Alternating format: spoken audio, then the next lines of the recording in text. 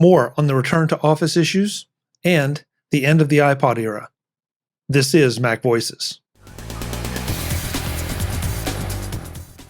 MacVoices is supported by Zocdoc. Find local doctors who take your insurance. Learn more at Zocdoc.com/MacVoices. Welcome to MacVoices. This is the talk of the Apple community, and I'm Chuck Joyner.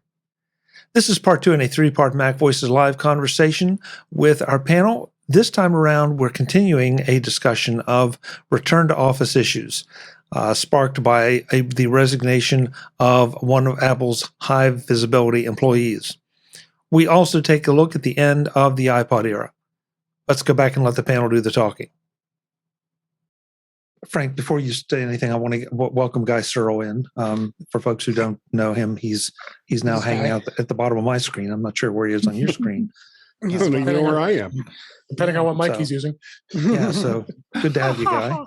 Same mic for 4 weeks now. Thank you very much. Wow. Have you washed it? Some kind of record. He sleeps with it. Frank, you were going to say. Yeah, it was funny when I read the article Warren was talking about. It made me think of a news story I saw during the pandemic. And a reporter asked a woman, he said, okay, she had lived through the Spanish flu. And no, it was she had lived through World War II and stuff. And he said that just, upended everything in society. He goes, how long was it before you got back to normal?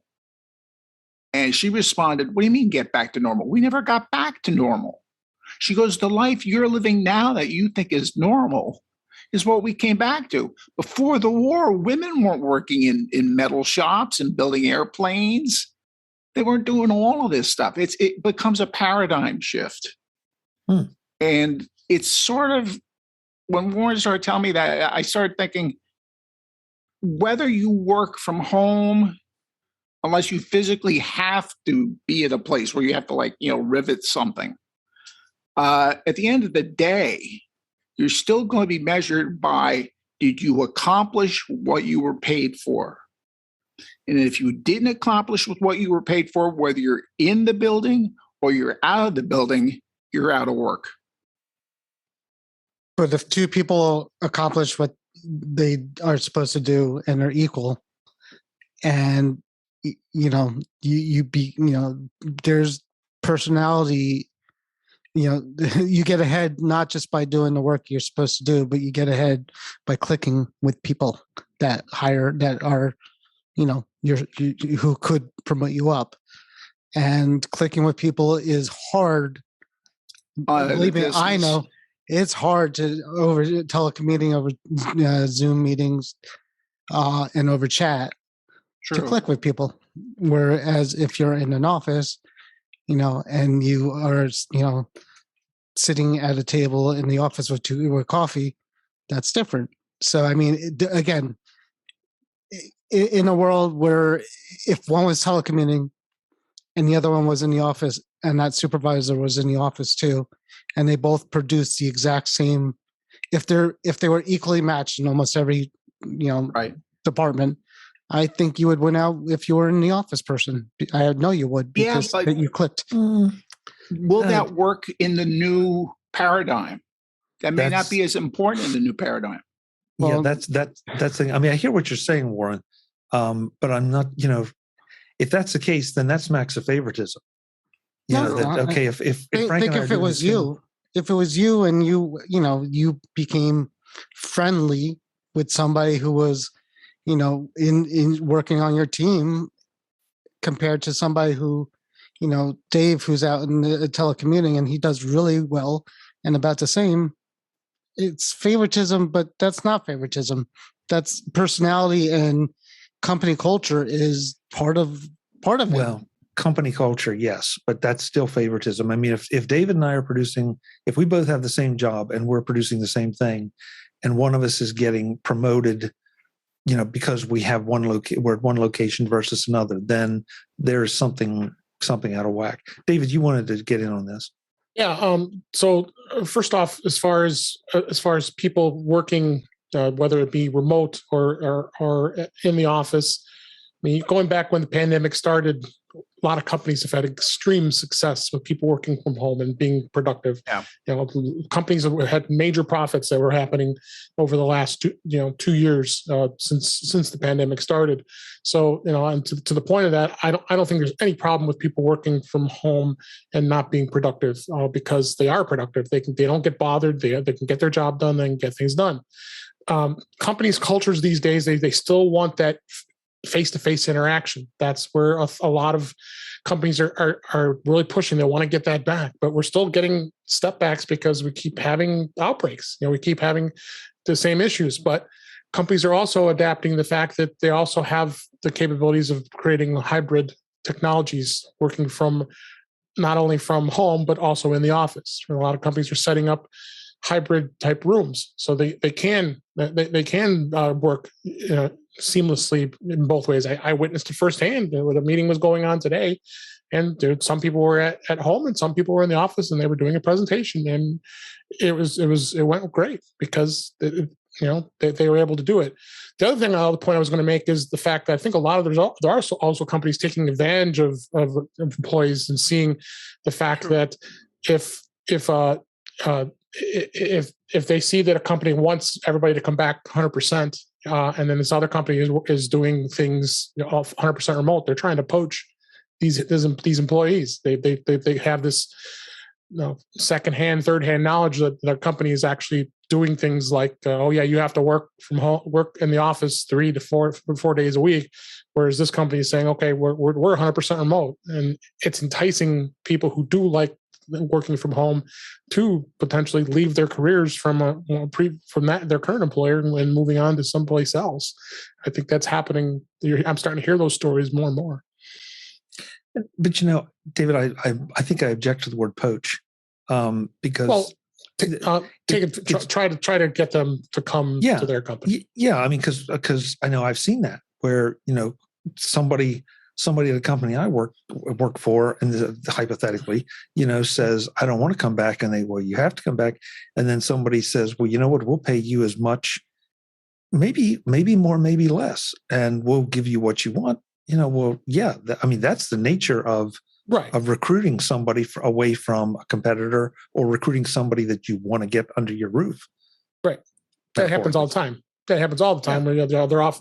They're these high promises that big time signing bonuses. You're going to come work for us. That happens too. But now I'm seeing them even giving that enticing of the fact that, hey, we're working 100% remote, so you can just work from home 100% of the time. So why not come work for us? Well, and okay, I'm about to say the word that shouldn't be said, so I'll apologize in advance. But I can think of one person that I know running a company that pre-pandemic was shocked because the millennials, they have been struggling with how to deal with millennials, because the millennials, they say, well, we give you $1,000 bonus. Oh, great. Thank you very much. Well, we'll give you $500, extra for this project. Oh, that's great. Thank you. We'll give you a day off. Oh my God, you're the best boss ever. And so the millennials seem to not have the same money value or money sense. They had more, we want the quote unquote work-life balance. That's much more important to them. And so now you have this situation where we have remote work, and and it's not just millennials. I get that. So please, no emails, folks. Yeah. But it's all in how and what you like and what you want to do.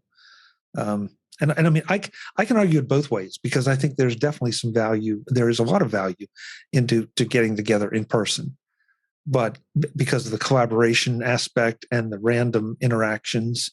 But I also think there's more pressure than ever now that if you want me in a meeting in person, you better be making that meeting valuable to me. Or next time, I think I may just phone it in or skip it. Because now if you're just getting together just to say we're having our staff meeting on Wednesday afternoon, and it's just the same old thing you drone on and on. Well, my attention span is gone. I've got stuff I need to get done. Right, Guy, you've been really quiet on this. That's if you have the choice. I think a lot of it is because of the nature of my job. I have had to go into the office almost every day for 2 years. And now that they're kind of starting to insist that people come back, I worked from home today. And half the day I didn't know what to do with myself because I was just so used to being in the office every day. And it's like, wait, hold on. I need to do this thing, but I can't because I'm not in the office because of the nature of my job. So the people that are there, I'm depending on them to take care of the things that I've spent the last 2 years doing in the office. And I don't know if they did those things today or not. I won't know until tomorrow when I'm in the office. So it's nice to be in a familiar environment, in a comfortable environment where I don't have to put on slacks and I don't have to wear a button-down shirt. I can sit here at my desk in shorts and a t-shirt and slippers. But I don't know if I'm being as productive as I would have been if I was in the office. So I'm still, like I said, I've spent the last 2 years still being in the office. So I'm kind of unsure as to whether this is going to work for me or not. And it's not an age thing. It's not a generational thing. It's just some jobs work better, even office jobs. Some office jobs just work better when you're in the office. Yeah. I mean, agreed. Same thing with my job. I mean, there's times I have to be in the office because I need access to our network, maybe to just security. I mean, I can't do it from home, so there's lots of times I have to get work done because I don't have a lab sitting here in my house where I can set up 10 laptops and start doing work here in my house. So yeah, I got to do it from the office. So there are times I got to go. And there actually are a lot of people who have trouble working from home. Now because I have challenges with it sometimes. Some people, so I worked from home a long time ago before even COVID, and I quit. This was a while ago, but I quit after 6 months because it drove me crazy. I couldn't do it. I couldn't separate the work and life, and distractions and things like that. And even nowadays, there's still distractions. I know it's we don't have to go into the office, we don't have to commute and things like that. But there's dogs and kids and people knocking on your doors, and there's things that are not conducive to a work environment in your home. And a lot of times, actually the company I'm for now, we have Know-Before, which is a training platform. I'm sure Dave probably heard of it maybe, but it's anyway, one of the courses is how to work from home, and literally it's actually funny because they're like, you got to create this experience, but the funny part is like in the morning, tell your kids that you'll be only available from 12 to 1 and from 5 to so it's actually not, it's easy in a lot of ways, but it's a big shift for companies and people to learn how to do it. We're in tech. We are good with our tech, which is important now for working at home.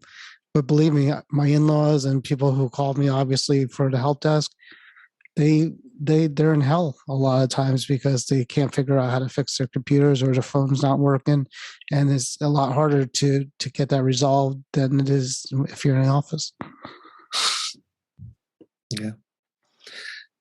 I don't know. I mean, as we started out, and Warren said it so well, there are no right answers here. There are a lot of moving parts, and everybody's trying to figure out what the best balancing act is for their company, for themselves.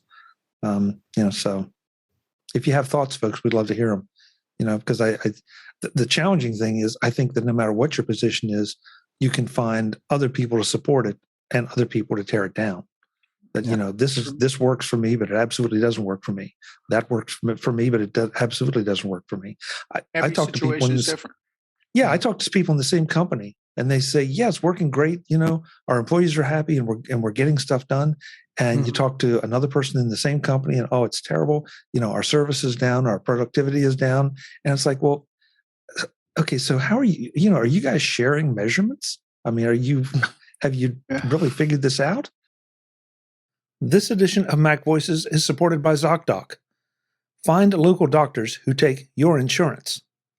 There are some amazing doctors out there, but really the only ones that matter are the ones who actually take your insurance.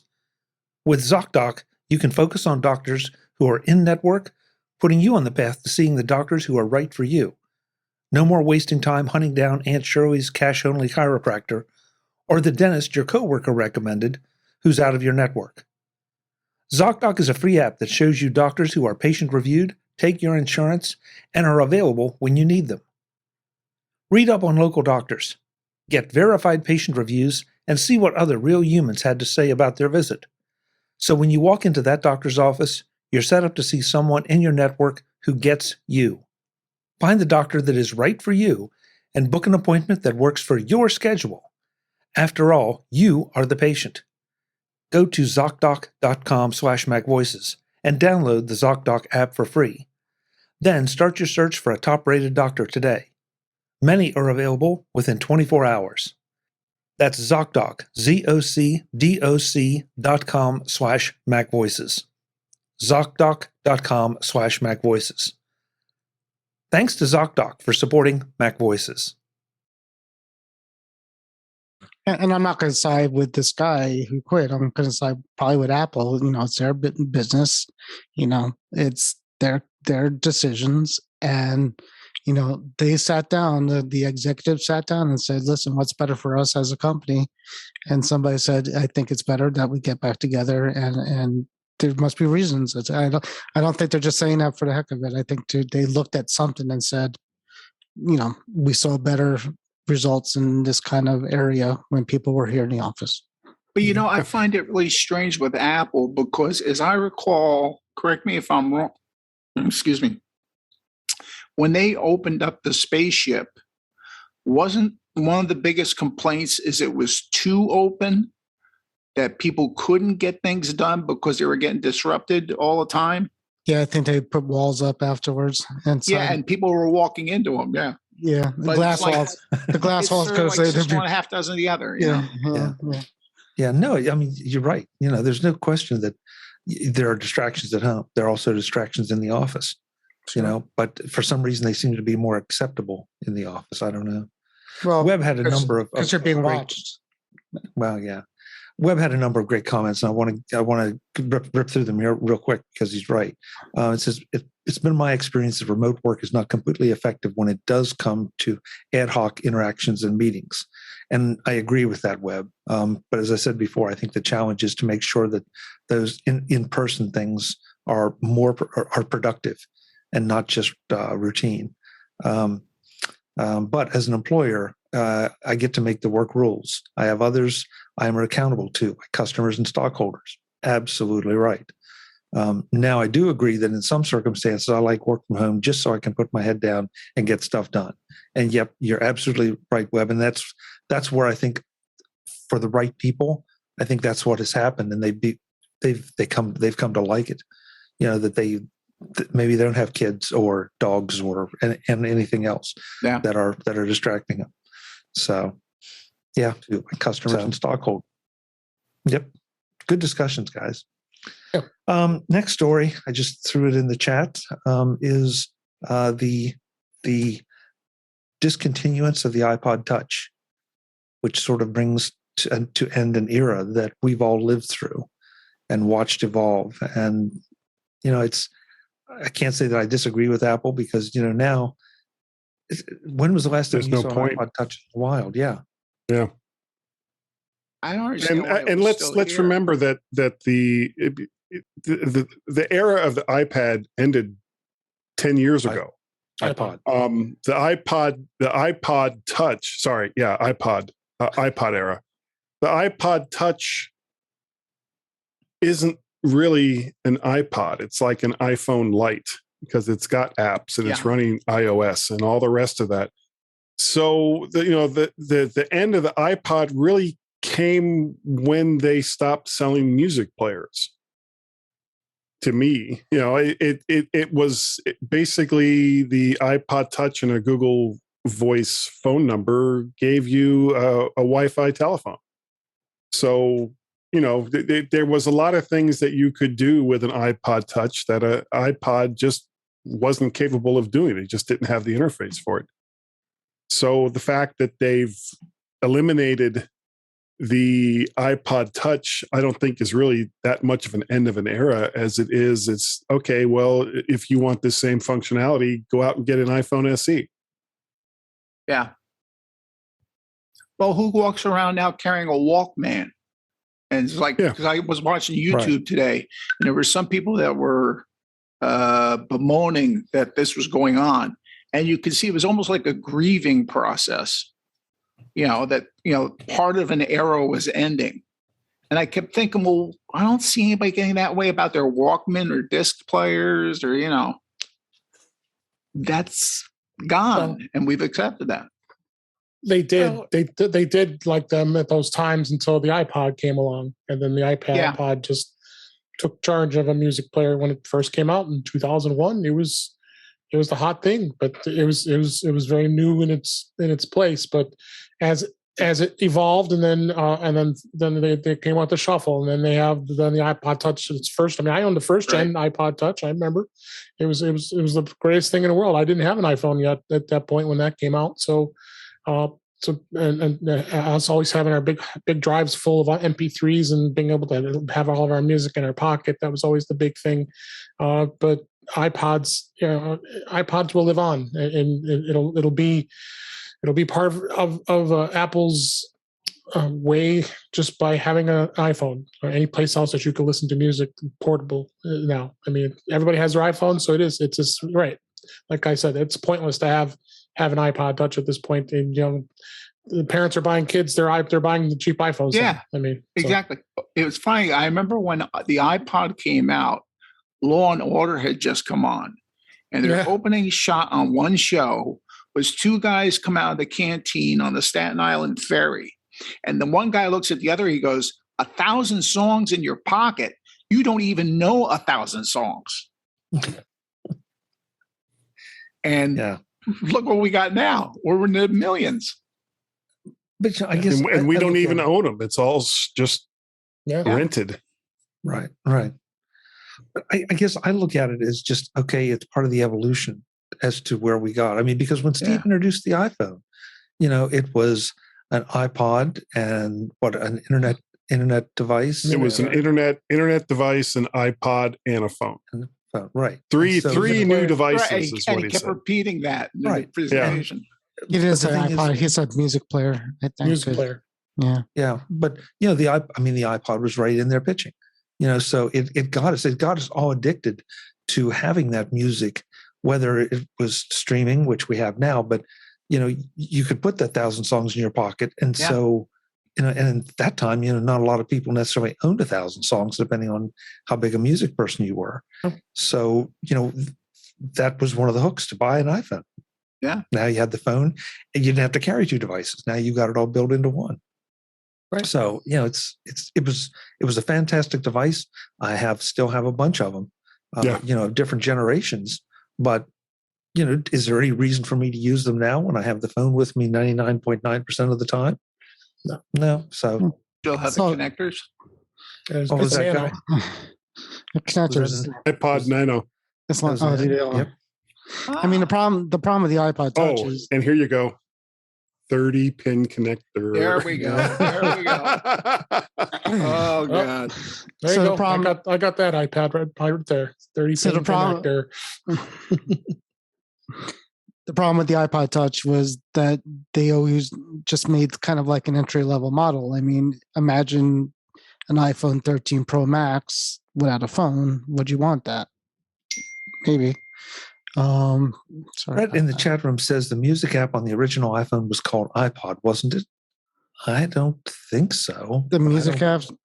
No, it's just called app on the original iPhone. iTunes. I didn't think there was a name for it. Wasn't it just iTunes? I think it was just. I thought it was just music. It might have been iTunes. Or iTunes, yeah. I think it was iTunes. Yeah, I could be wrong, Brett, but I think it was iTunes. I think it was iTunes. Yeah. But yeah, I mean, again, it was just because it was more or less a base model of the phone without the phone. Again, if you were like a 10-year-old and your parents said you could have an iPod Touch and it looked like a 13 Pro Max without a phone, they'd be selling off the shelves depending on the price, because that's a cooler device. It's got a good camera. It's got all the fast. It does everything but make a call. And to be honest with you, there's times in my life where I wish my phone didn't have a phone in it too, but it is what it is. I can't get my wife to call me. She just texts me. She voice texts me all the time. Seriously, it tasks me. It tasks me, and I shall have him. Think about on a daily week how many times you actually get an actual call on your phone. And it's not a lot, right? I mean, with all the apps out there and the messaging and things like that, it's not a lot. And to be honest with you, every time somebody calls me, I cringe and panic because they're not going to hear me. And half the time, it's a damn solicitor anyway. Because all of our phone numbers are now on all of the different lists of names they call randomly to say either we've won the publishing house clearance or we owe the IRS money. So, like, if it's clients, I don't want them calling. Like, for people I fix their computers, I don't give them my cell phone number. Is that an Amber Alert? That's an Amber Alert. Sorry. That's totally an Amber Alert. Yeah, Amber Alert. Sorry. Yeah. Yeah, I get calls all the time. I live in a studio apartment, and I get spam calls all the time about refinancing my mortgage. Yeah. Oh no, your car. And then I had to tell them, "Hey, I'm in an apartment," and then they hang up. I get more calls about my car's warranty than anything else in the world of anything. It is amazing that this is a thing, and I don't understand why this is a thing. Hey, if they'll warranty my 56 Hudson, I'm all for it. I'll say Brett in the chat room was correct. I just looked at iOS 1, a picture of it, and the icon indeed said iPod for the music player. Really? Okay. Yeah. Good for you, Brett. Good for you. 2 points, Brett. I was there. I don't think I remember. I don't. No, I didn't remember either until I went and looked back at an old picture. And it was 100 years ago, and I was there. I was 7 years old. 2007. All right. It was almost 20 years ago today. Sorry. I was waiting. Yeah. I'm the glad iPod someone got it. Had like a roughly 20-year run. I mean, that's a pretty darn good run. It was 20 years for something like this, and you think about all the evolutions, we again, folks, we don't usually look back necessarily. We tend to look forward, but this is the end of an era, and it's one we lived through. But I like to think of it as, okay, we're standing on top of all the work that the iPod did. Sure. That it gave it made most. It saved the company. Well, it saved the company, but it also got most of us used to carrying mobile technology. Yep. That technology just got better and better and better. It's still getting better right now with the cameras. I mean, the first iPhone didn't have a camera. Right. But the iPod was Steve Jobs, Gleam. Somebody handed him the Walkman. His daughter, was that the story? Somebody handed him a Walkman cassette player, and for the first time he listened to it and he couldn't believe it. And he's like, "This is the future." And that's when he started making the iPod. Yeah. Or the people that worked at Apple started making the iPod. Well, that's when Steve told the people at Apple to make it. Make that thing. Make that things I want something this big to have 10 billion songs on it and make it happen. Must be a wafer thin. They came up with something this big that held whatever. I think Motorola Rocker. What a great device. Before my iPod, I had the first one. I had the Motorola iTunes phone. No. What was the Diamond? I had a Rio Diamond before the iPod. So that was my first MP3 player, and I wish I still had it somewhere. I haven't heard that in years. The Rio Diamond. Yeah. I so badly want to take us into a discussion of why retro technology is so appealing, and I don't. But that we'll save that for later. I love it. We should definitely do a show on that. This panel is back in the next edition of Mac Voices to talk about an article that sparked a discussion about databases and why there are no more database applications in any of the Office suites. That's next time on Mac Voices. I hope you'll join us. Until then, and as always, I'm Chuck Joyner. Thanks for watching. Visit MacVoices.com for show notes and to connect with Chuck on social media. Get involved in our Facebook group or like our Facebook page, and get more out of your Apple tech with Mac Voices magazine, free on Flipboard and on the web. And if you find value in it all, consider supporting us through either our Patreon campaign at patreon.com/MacVoices or by making a one-time donation via the PayPal link on our front page and in the show notes of each episode. You will join these fine people who help bring you Mac Voices.